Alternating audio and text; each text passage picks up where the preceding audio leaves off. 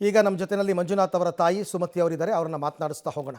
ಸುಮತಿಯವರೇ, ಈಗ ನಾನು ಆಗಲೇ ಕೇಳ್ತಾ ಇದ್ದೆ, ಹೋಗಬೇಕಾದ್ರೆ 3 ಜನ, ಬರಬೇಕಾದ್ರೆ 2 ಅಂತಂದರೆ ಬಹಳ ನೋವಾಗುತ್ತೆ ಮನಸ್ಸಿಗೆ ಅಂತಂದ್ಬಿಟ್ಟು.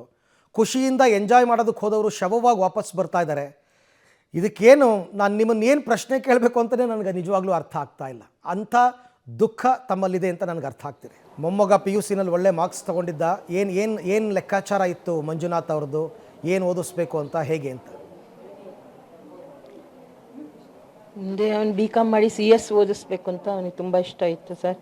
ಮುಂದೆ ಟೂರಿಂದ ಬಂದ ಮೇಲೆ ನಾನೆಲ್ಲ ಸೇರಿಸ್ತೀನಿ ಕಾಲೇಜಿಗೆ ಅಂತ ಹೇಳಿದ್ದ.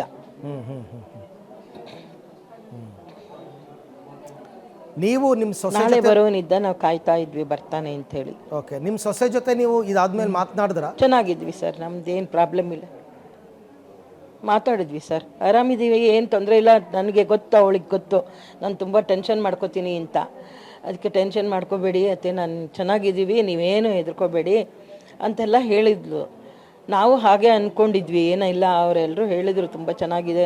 ಇಲ್ಲಿ ಹೋದವ್ರು ಬಂದವರೆಲ್ಲ ಹೇಳಿದರು, ಇಲ್ಲಿಂದ ತುಂಬ ಜನ ಹೋಗಿದ್ರು ಹಂಗಂತ. ಆದರೆ ನಮ್ಮ ದುರದೃಷ್ಟಕ್ಕೆ ಈ ಥರ ತಿರ್ಗಾ ಮುರ್ಗ ಆಗಿ ಹೋಗ್ಬಿಡ್ತಲ್ಲ ಸರ್. ಅಲ್ಲ, ನಿನ್ನೆ ಈ ಇನ್ಸಿಡೆಂಟ್ ಆದಮೇಲೆ, ನಿಮ್ಮ ವಿಚಾರ ಗೊತ್ತಾದ ಮೇಲೆ ನಿಮ್ಮ ಸೊಸೆ ಮತ್ತು ಮೊಮ್ಮಗನ ಜೊತೆ ಮಾತನಾಡಿದ್ರ? ಮಾತಾಡಿದ್ವಿ ಸರ್, ಮಾತಾಡಿದ್ವಿ. ಏನಂದ್ರು? ಅವರಿಗೆ ಸರ್ಕಾರ ಅದೆಲ್ಲ ಹೋಟೆಲಲ್ಲೆಲ್ಲ ಇಳಿಸಿದ್ದಾರೆ, ಐಡೆಂಟಿಟಿ ಮಾಡಕ್ಕೆ ಕರ್ಕೊಂಡು ಹೋಗಿದ್ದಾರೆ, ನಮ್ಗೆ ಇಲ್ಲೆಲ್ಲ ಚೆನ್ನಾಗಿ ನೋಡ್ಕೋತಾ ಇದ್ದಾರೆ, ಸರ್ಕಾರ ಇದೆ ಜೊತೆಗೆ ಅಂತ ಹೇಳಿದರು ಸರ್. ಬಂದಿದ್ರು ಮಿನಿಸ್ಟರ್ ಎಲ್ಲ. ನಿಮ್ಮ ಸೊಸೆ ಧೈರ್ಯವನ್ನು ಮೆಚ್ಚಬೇಕು ಅನ್ಸುತ್ತೆ ನನಗೆ. ಚಿಂತೆ ಮಾಡಬೇಡಿ ಅಂತ ಹೇಳಿದರು. ಅನಿವಾರ್ಯತೆ ಅಲ್ಲ ಸರ್.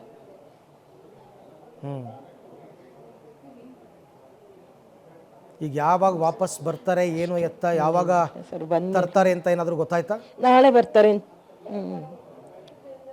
ನಾಳೆ ಅಂದರೆ ಇವತ್ತು ನೈಟ್ ಹೊರಟು ನಾಳೆ ಬೆಳಗ್ಗೆ 10:45 ಬರ್ತಾರಂತೆ ಸರ್. ಅದಕ್ಕೆ ವೆಯ್ಟ್ ಮಾಡ್ತಾ ಇದ್ದೀವಿ ಅಷ್ಟೇ.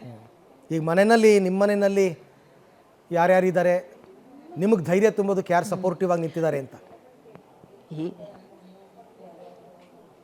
ನಮ್ಮ ಸೊಸೆ, ಅಮ್ಮ, ಅವ್ರ ಅಣ್ಣ, ಅತ್ತಿಗೆ, ನನ್ನ ತಮ್ಮಂದರು, ಎಲ್ಲರೂ ಬಂಧು ಬಳಗದವರೆಲ್ಲ ಬಂದಿದ್ದಾರೆ ಸರ್. ನಮ್ಮ ಸ್ನೇಹಿತರು ಎಲ್ಲರೂ ಬಂದಿದ್ದಾರೆ.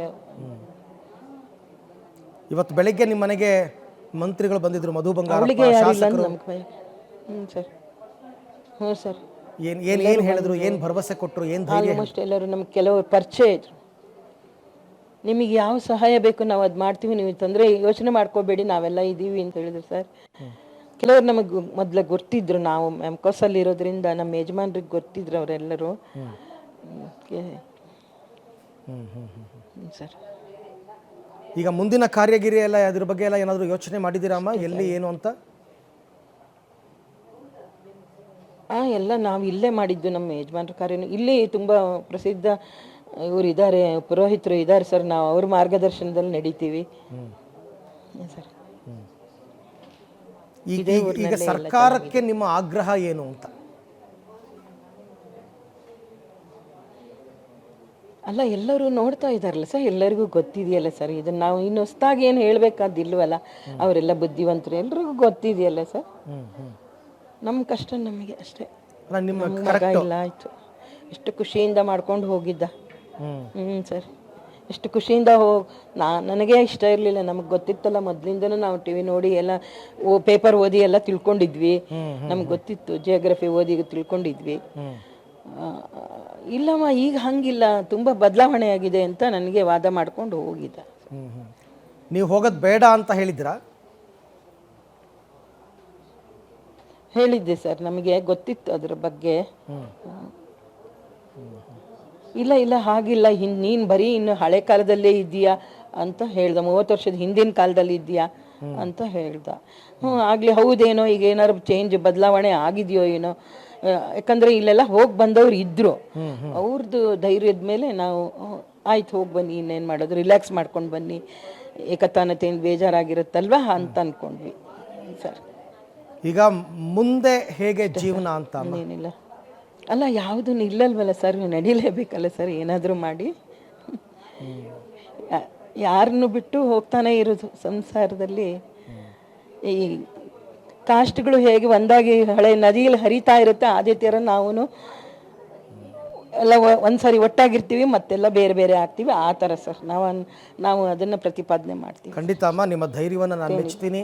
ಆ ರೀತಿಯೇ ಇಂಥ ಕಷ್ಟದ ಸಂದರ್ಭದಲ್ಲಿ ಈ ಥರನೇ ಧೈರ್ಯವಾಗಿ ಇರಬೇಕಾಗತ್ತೆ. ನಾವೇ ಹತಾಶರಾಗ್ಬಿಟ್ರೆ ಉಳಿದವರು ಕೂಡ ಹಾಗೆ ಆಗುತ್ತೆ. ಸೊ ಎಲ್ರಿಗೂ ಧೈರ್ಯ ತುಂಬಿ ಮುಂದಿನ ಕಾರ್ಯಗಳತ್ತ ಗಮನ ಹರಿಸಿ. ಥ್ಯಾಂಕ್ ಯು ನಮ್ಮ ಜೊತೆ ಮಾತನಾಡಿದ್ದಕ್ಕೆ.